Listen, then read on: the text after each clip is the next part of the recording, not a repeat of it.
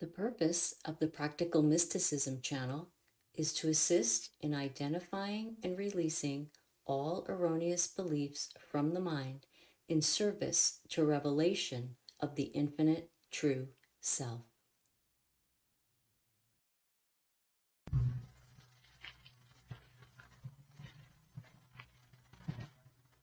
I have a strange sense of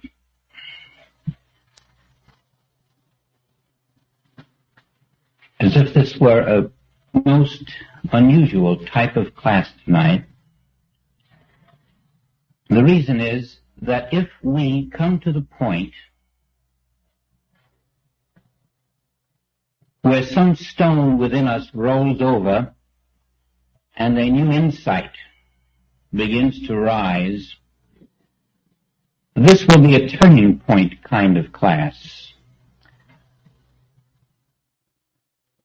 And although it probably will be, I have no certainty of it, and this is the feeling that I have. What is going to happen? In preparing for this class, and I think the chapter is about spiritual power, the title is The Nature of Spiritual Power. And in preparing for it, in addition to reading the chapter and contemplating certain passages in it, there was a great deal of additional activity. And this activity was the kind that revealed certain insights which, when riveted down, when so understood that they are automatic, that they are consciousness itself, then we can begin to feel the possibilities of walking in the same footsteps as the masters. We can begin to see that our quest is not one of a mere mortal being seeking to emulate stories that he has read or heard about, but that we are much closer to the goal of discovering that we too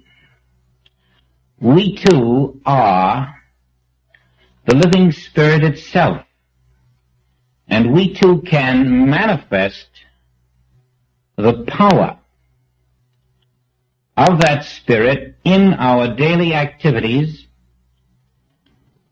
in our attitudes toward our fellow man, in our work, in our relationships at home, in the office, in the business world, in the world of education, in the world of government, in the world of theology, everywhere that we are. It is possible for us to display the fruits of a new dimension of consciousness, provided that stone is rolled away. And we must identify the stone,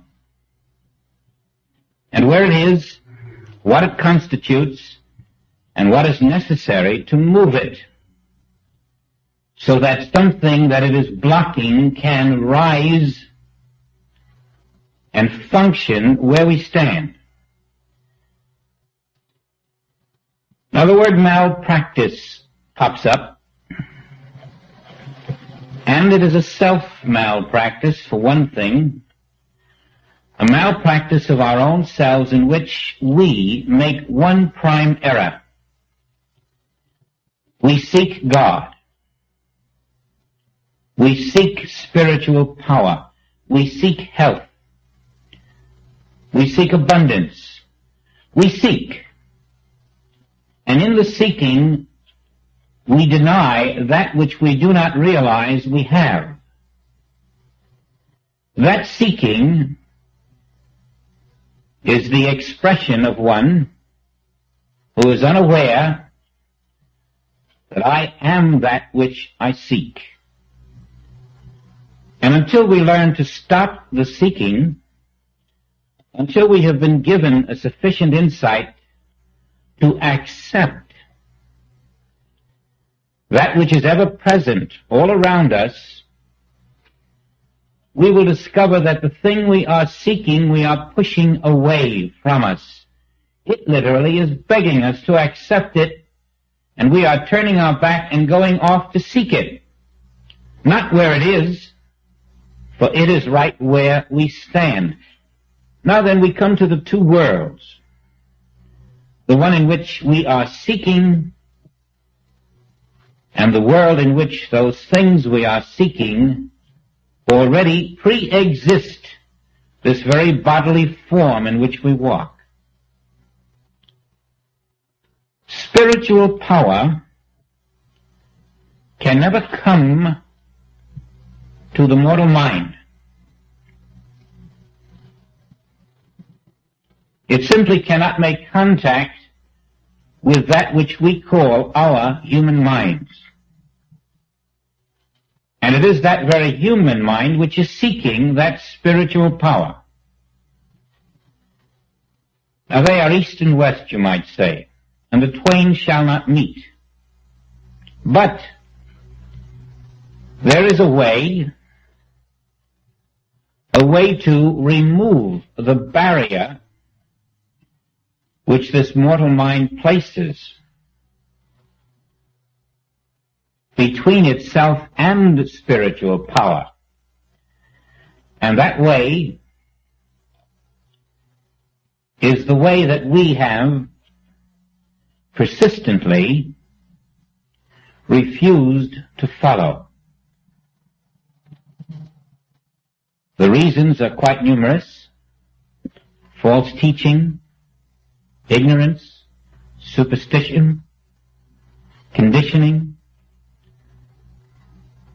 But beyond that, the reason we have refused to remove the barrier between spiritual power and the human mind is that the only way to remove it is to crucify that mind. And this we have been unable to bring ourselves to do. Now the mind we're talking about is part of a two-way channel. And this is where we can come in to an understanding that will enable us to isolate the real problem. There are two channels of thought that are competing for your attention. The one channel of thought is divine, and the other channel of thought is not understood. It certainly isn't understood by the man on the street. It isn't understood by the theologian. It is not understood by the psychologist and the psychiatrist. In fact, it is not understood in any human walk of life. And it is very difficult to grasp. Once you have understood it, you still have nothing more than an understanding without the application of it. And so I will stress at this point that when, through this meeting, it becomes very clear to you, you merely have a seed that now must be planted. And the planting of that seed is going to be a consistent practicing of your understanding until the daily erosion of your human affairs does not erase it from you. Now this is probably a great turning for us, and so let us proceed with caution. The channel in which we function today as human beings is the channel in which good and evil appear. This channel consists of one universal mind. One universal mind. And that universal mind is where all good and all evil appears. And know this, never does the good or the evil leave that mind. It never can get outside of this universal mind, and that includes the earthquake and the bomb. The earthquake can never come outside of this universal mind. The bomb can never externalize itself outside of this human mind, this universal human mind. And this universal human or mortal mind in which the bomb, the earthquake, the disease appears becomes your individual human mind. And this is your channel.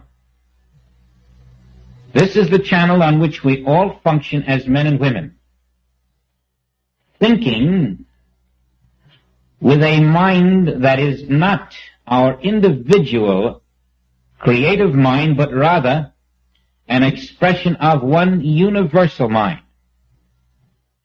And all evil, which to you appears external to your being, never is.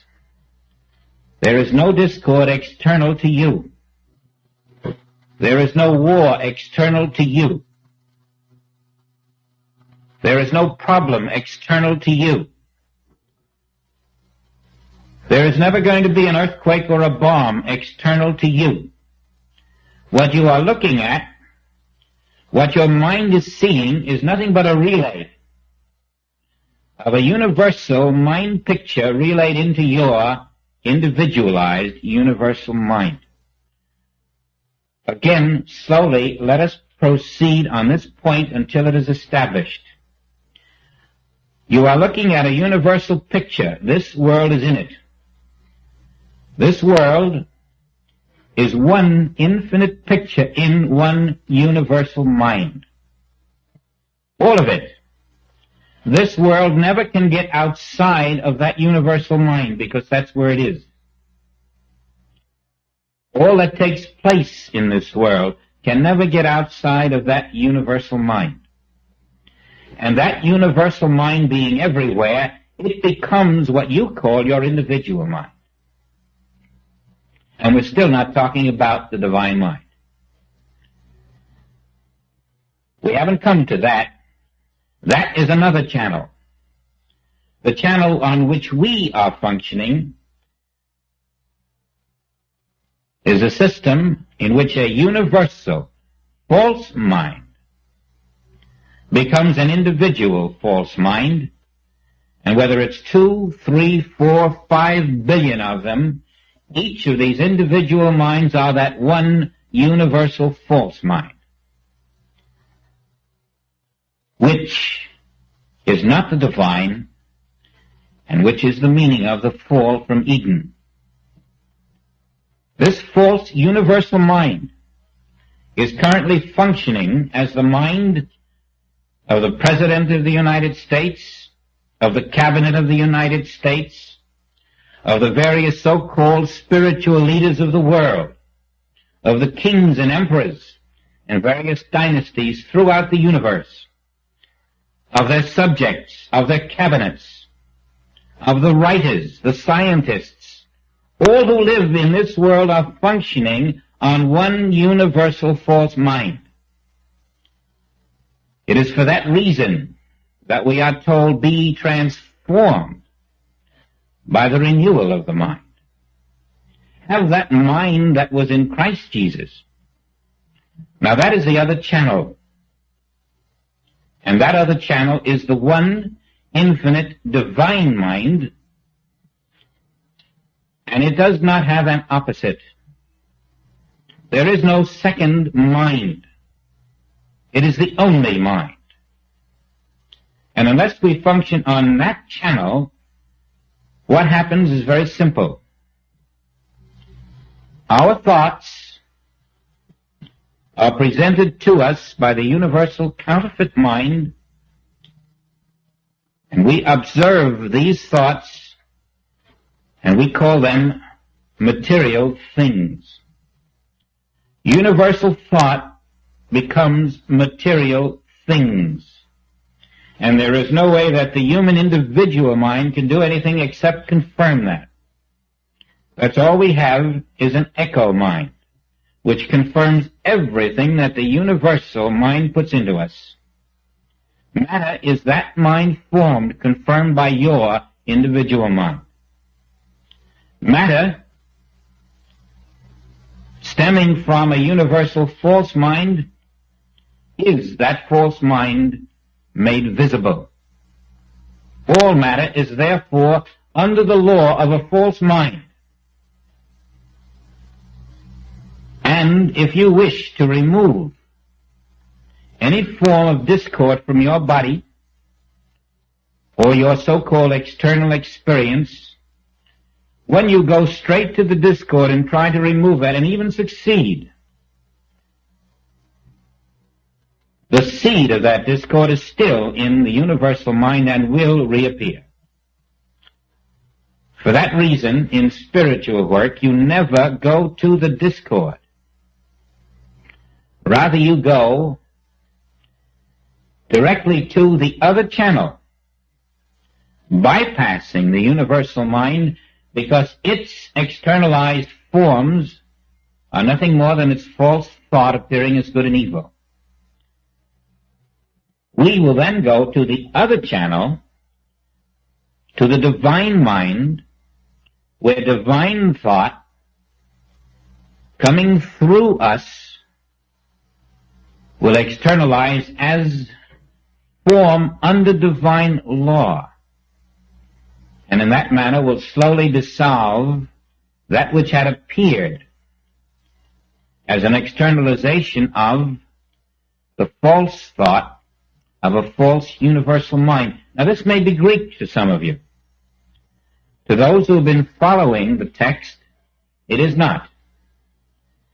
And so we're coming to the understanding now that when I walk in a human mind, I am an echo of a universal human mind which must shadow forth the world of opposites, the world of good health and bad health, the world of lack and abundance, the world of limitation and unlimitation. Always in the false universal mind, which is an imitation of the divine mind, there are opposites. Whereas in the universal, in the infinite, divine self, divine mind, the one that is mind, the opposites do not appear. Truth is without opposite, abundance is without opposite, health is without opposite, all forms of activity are without opposite, and life is without opposite, so that death is unknown. Now we are walking in the one mind, and it will always externalize the false thought that is fed into it. So we will live then on laws of heredity, laws of limitation, laws of disease, laws of old age, laws of eventual death. But all things were created by God. And in divine mind, there is no evil. In divine mind, there is no death. In divine mind, there is no limitation or lack or bad health or cancer or arthritis. In divine mind, the errors of this world, the epidemics, the disasters, do not appear. But all things were created by God. And if these things are not in God, not in divine mind, which is the only mind, where are they?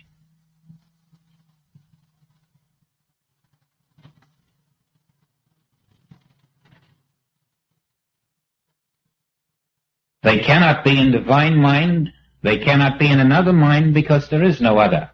Where are they? We find we have our imagined universe, our imagined world, our imagined problems, and they are imagined by a mind that is non-existent.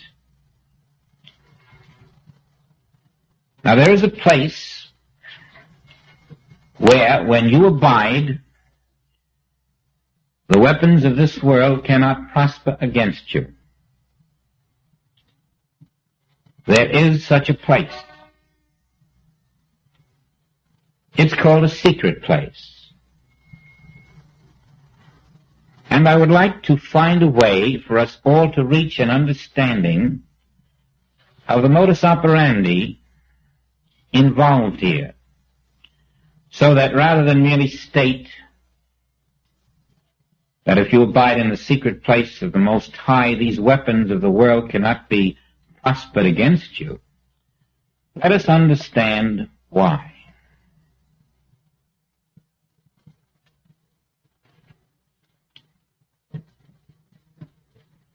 Nobody in your home can force you to listen to a certain TV program unless you want to be there. You can always leave the room. You don't have to watch it. And if you happen to be the person in your home who makes the decision about what shall be on, you will simply turn that switch. And then the program you don't want to see, you won't see.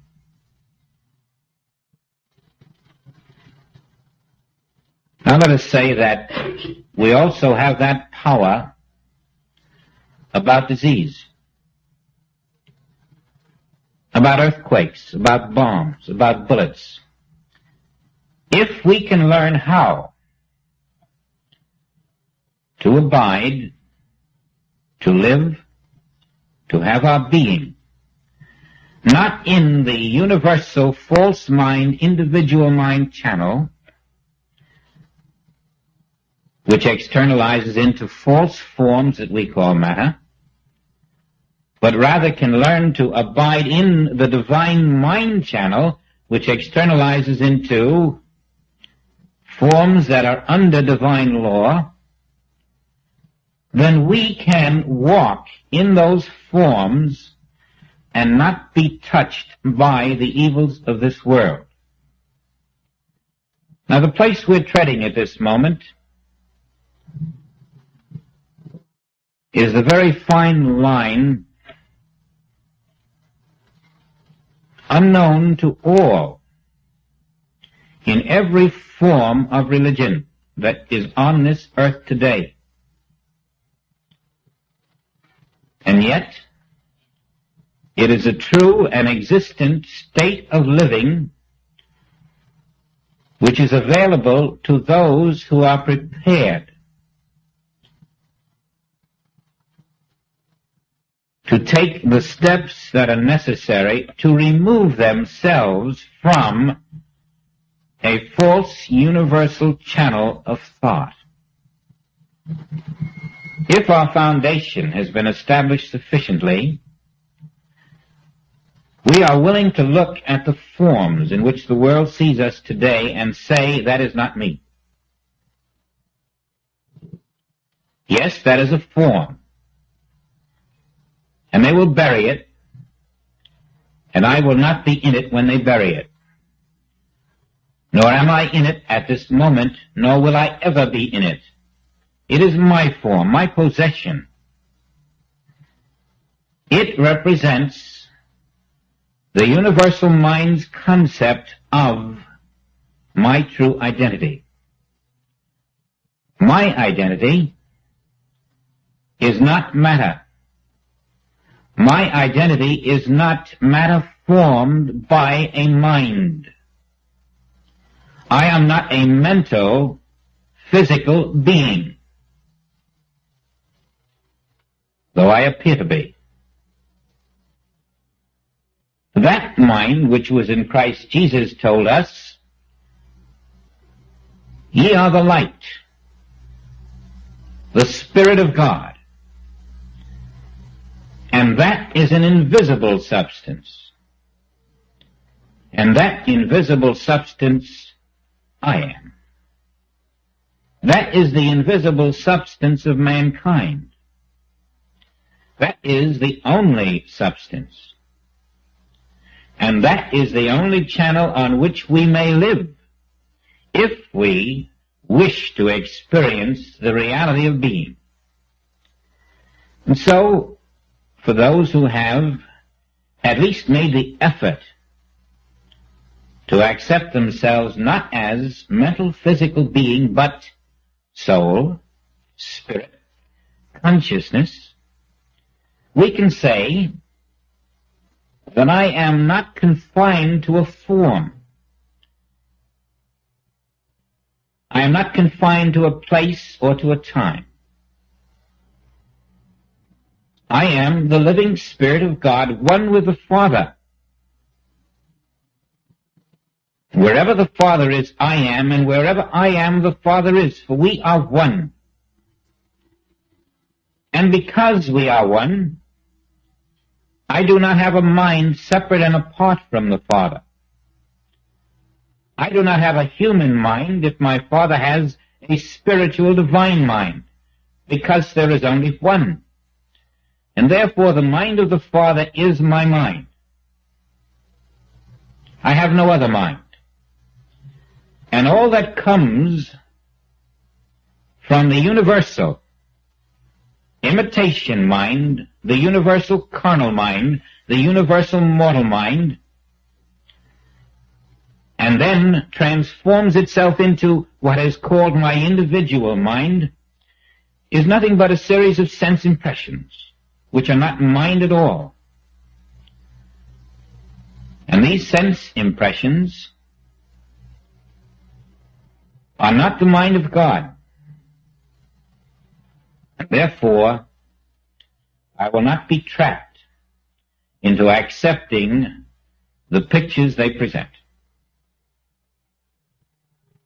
But rather I will abide in the knowledge that the one mind of God is infinite, and that all that is within it is itself, and there is nothing outside of it, and therefore it must be here now functioning as the mind of every man on earth. It is independent of the pictures we see. It does not depend on our beliefs. It is functioning now. And it is externalizing its thought into perfect spiritual being, which is invisible to the sense impressions of man. Right the place whereon you stand is the invisible spiritual activity of this divine mind. You do not have to seek spiritual power. It is where you are now. But you must open out a way for it to express in your experience. Not seek it. Move the stone that it may be released in you. And so we are moving the stone now to the degree that I am rejecting a human mind as my mind, and rejecting a human body formed by that mind as my body,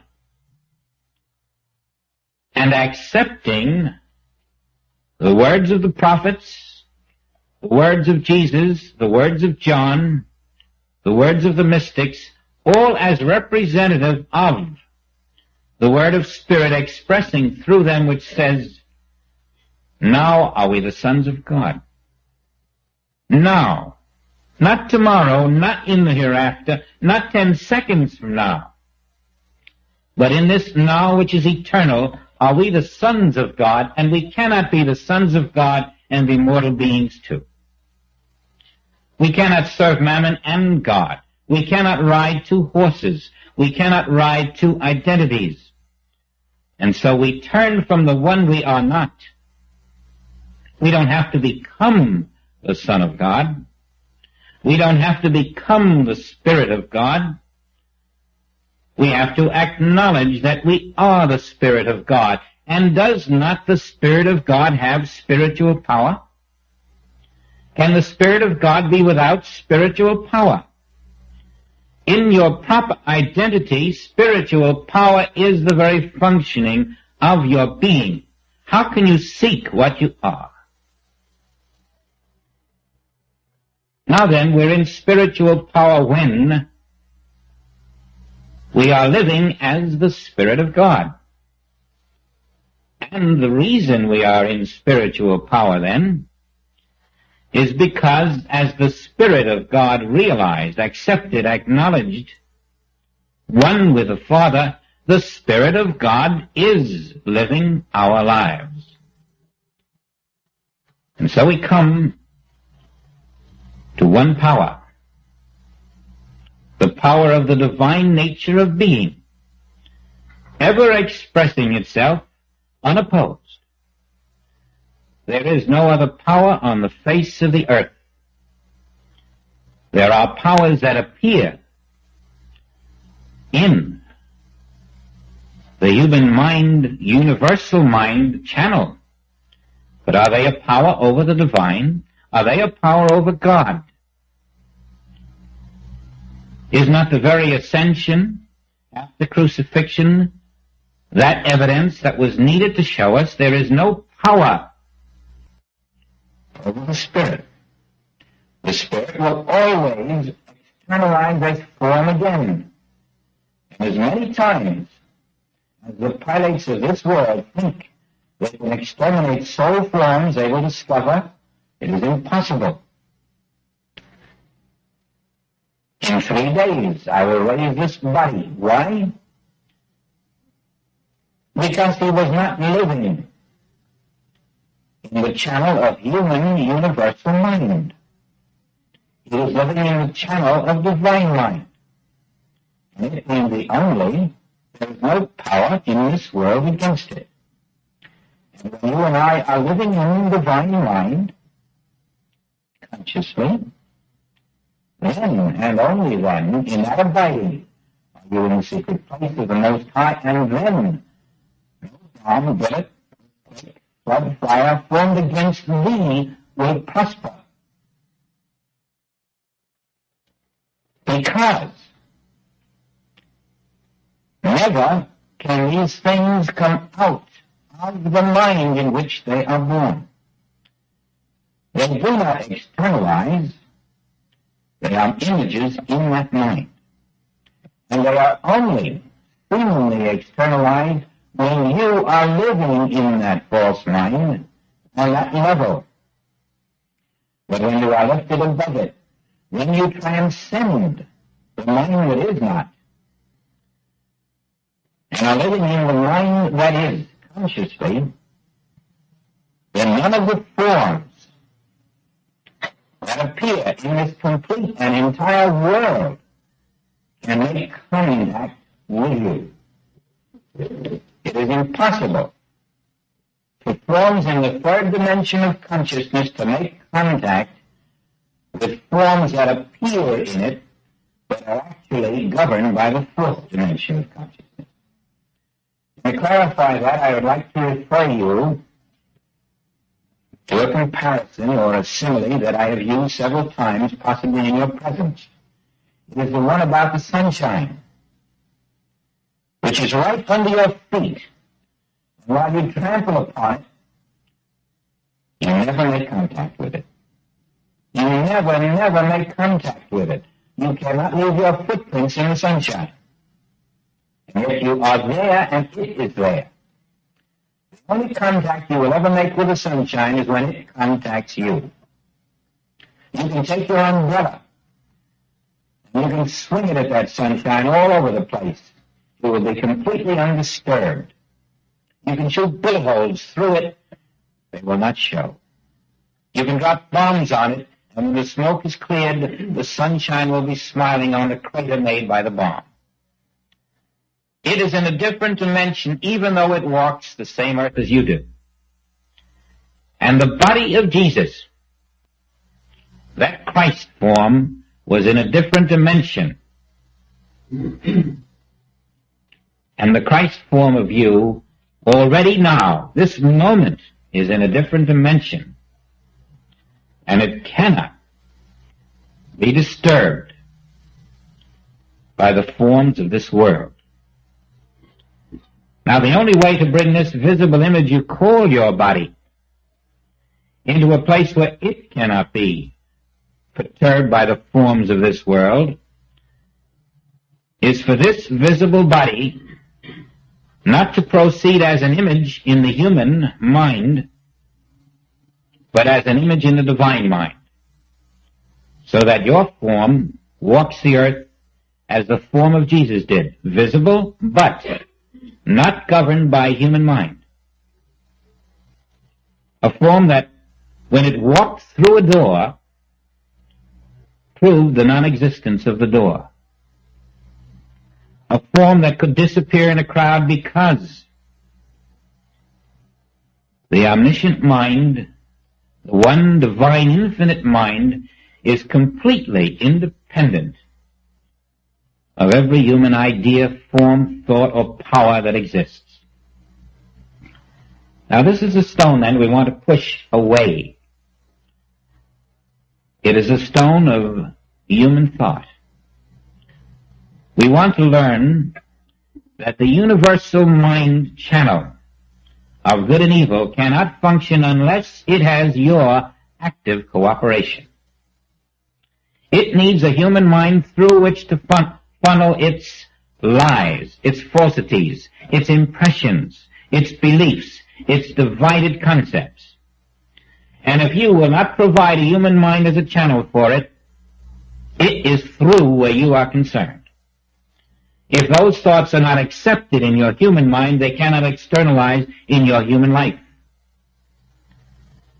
And when you take no thought, when you take no human thought, when you refuse to let your human mind stand there as a sitting duck for the beliefs of this world, then you are beginning to roll aside the stone. You are standing still to behold the salvation of the Lord. You are resting in the Word. You are knowingly asserting your dominion over the flood and the fire, the earthquake and the bomb, and saying, you can never get outside of a universal mind, and I am not going to let a universal mind into me. Then you will find the great secret that these are images in thought. And these images in thought, when they cannot enter your thought, cannot externalize as your experience. That is why we are so far away, it seems, from eradicating the problems of this world. We are all living in the same mind which sees them. But the mystical word, the Christ word, tells you that you need not remain immersed in the false witness of this false mind. You can come forth and be separate from this universal mind. And the ways to do it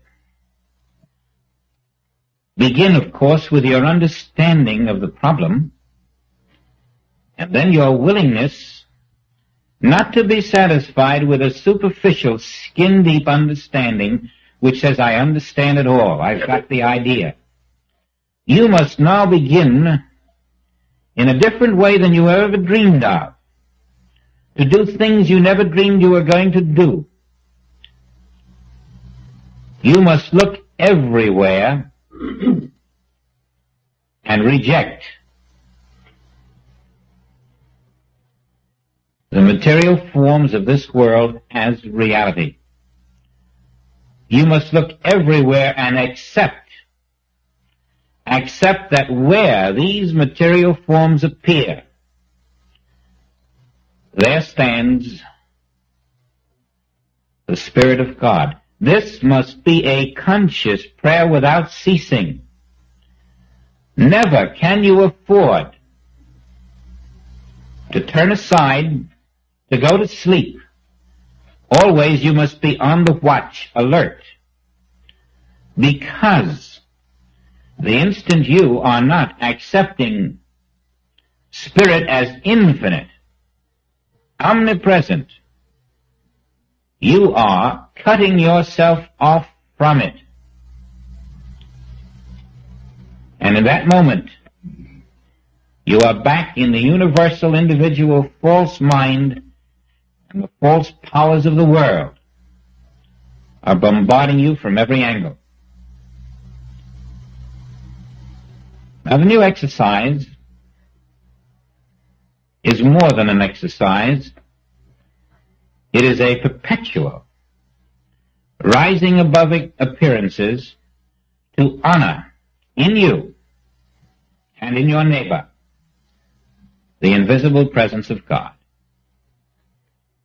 As you do this, you are forming the mind that was in Christ Jesus. You are developing spiritual consciousness. This is vital. This cannot be bypassed. If there is one person in this world who is a fool to you, the real fool is yourself. If there is one person that you call Raka, you have made a mistake. If you come to the altar with your gift, but there is one who has aught against thee, leave your gift there. Return to that one. Remove the altercation between you. How? That is no thief. That is no adulteress. That is the Spirit of God. And you must rise above the personal sense of grievance, above the personal sense of retaliation, above the personal sense of vindication, of humiliation, of persecution, above every form of personal sense, and acknowledge this, in spite of the form, in spite of the mask, in spite of the appearance, this is the child of God. And you will do that when you refuse to look out at the world through a human mind. And that is why you must do it. Because when you are able to do it, it will be because you have transcended the human mind, which is a prisoner in a false universal mind. And that is how you will break the hypnotism, break the bondage, break the fetters, and be free. That recognition of the Christ, where the murderer, thief, adulteress appears, is your freedom, not theirs. It is you stepping forth, becoming separate from world hypnosis, because that is not a murderer, that is not a thief, that is not an adulteress, and it isn't big of you to think it isn't. It's the truth. All that there can be anywhere in this universe is the Spirit of God. And we must be that pure in heart that we do not accept a universe in which there is anything but the Spirit of God. And then we are on the threshold of discovering the power that lies within us. Then we can say and see and feel and demonstrate, the Father and I being one, I am omnipotent. I am omniscient. Because all that the Father hath is mine. This is a gigantic step, and it cannot be done by will or determination. It is done by constant vigilance and practice, so much so that each of us would be wise to print a little card, and on that card to say something to the nature of, never will I accept any individual into my consciousness except as the I, Spirit of God. Each one that enters my consciousness will at that moment for me be immaculately conceived. And then that card should be right where you are when you wake up in the morning. And that's when you begin.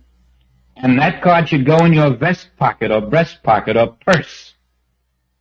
and you glance at it if you take the commute train or a bus, or if you're riding in somebody else's car, or you glance at it over coffee, and you look around the room and you accept the spiritual identity of every person in that room. There should come a moment where everyone in your city, in your consciousness, is the Spirit of God. Where everyone in this world in your consciousness is the child of God without opposite. You are redeeming the material world. You are redeeming the false images of a universal false mind, and you must do it. Who will do it for you? It isn't in a book. This is a state of consciousness, and a state of consciousness doesn't just happen. It is something that you constantly practice until the false falls away, revealing the presence of the real. Now, this is probably a secret that not all of us will practice immediately. But I can assure you, if it isn't tomorrow or 10 years from now, it may be 500, but you will practice it.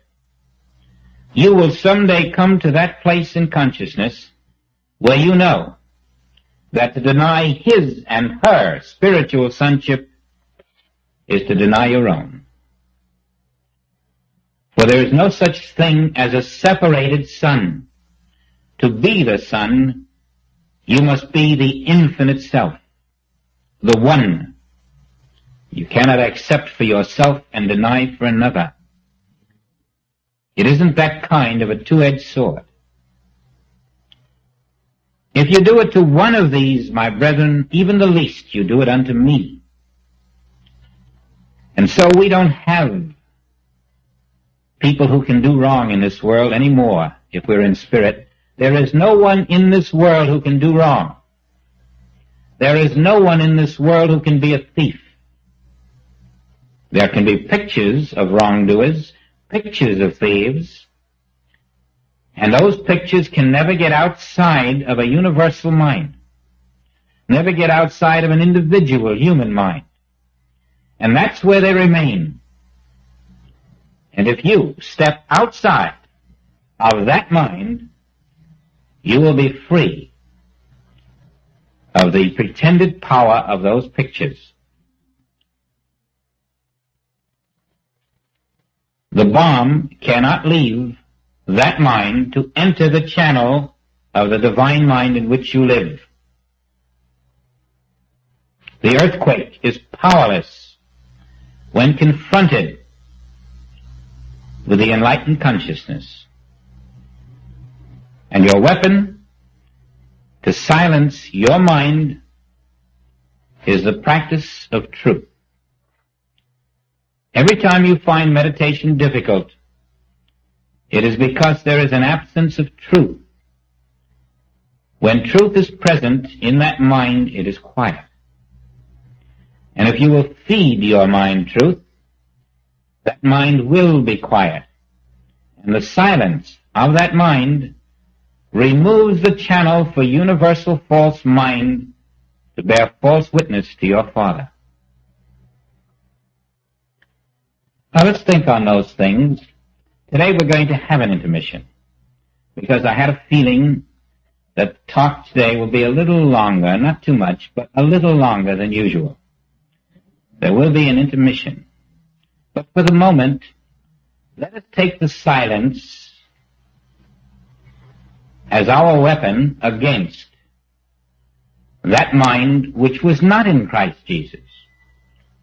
That mind which is a prevaricator from the start, a deceiver,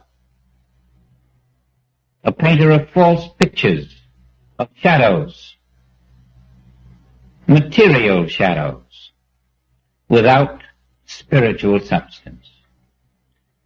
Let us see those shadows for what they are. Let us understand that they are born and they die because they are not the true self. That they suffer because they are not the true self. That they are all images in one universal false mind. and in my silence,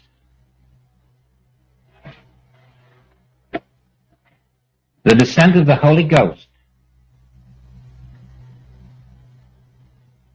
lifting the eye of my being above the pictures of this world, will transport me without taking me anywhere to the kingdom of reality which stands right here in a dimension which my senses cannot penetrate, beyond the radius of my touch, my smell, my taste, my vision, and my hearing. Never can I experience reality in the five senses. But in the silence I transcend these senses, and resurrection begins. In the crucifixion of the senses, resurrection begins.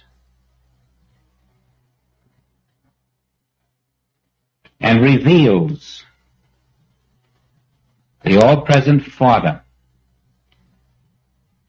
the Spirit, the all-pervading Spirit, which embodies beauty, truth, immortality, eternality, infinity, love, abundance, life that knows neither beginning nor end. This Spirit is my Spirit. This Spirit is the all-knowing mind. And only when I am viewing the universe through the all-knowing mind can I see, feel, experience beyond the senses the reality of all being. I cannot do it in a false mind. Above the false mind, in this omniscient mind, letting it be my mind, I do experience the fruits of the Spirit. And in this mind, no disease can be formed, not even death. For this is the mind of truth.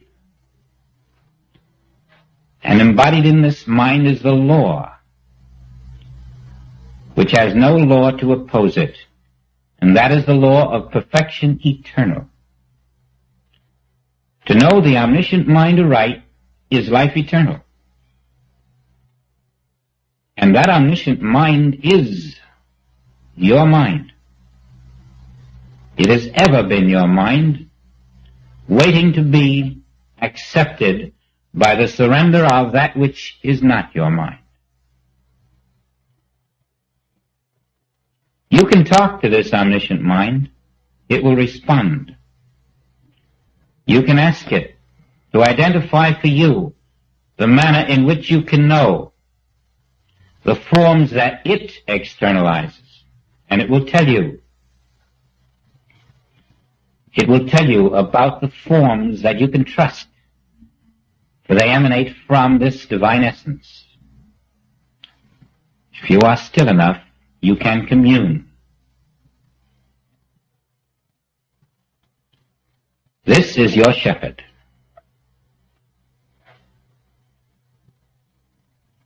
And when this is your shepherd, you can never want, you can never need, you need never seek. It will always put before you a feast of reality. And it has the power to do so. In the period after the intermission, we will discuss that power, because when you are in this omniscient mind, relaxed, accepting, knowing, then you find your power. Then you find the true meaning of omnipotence. And so that's where we'll pause for a few minutes. if you're thirsty, there's plenty of water in the room to your right. You might like to walk out on the deck for a minute or two.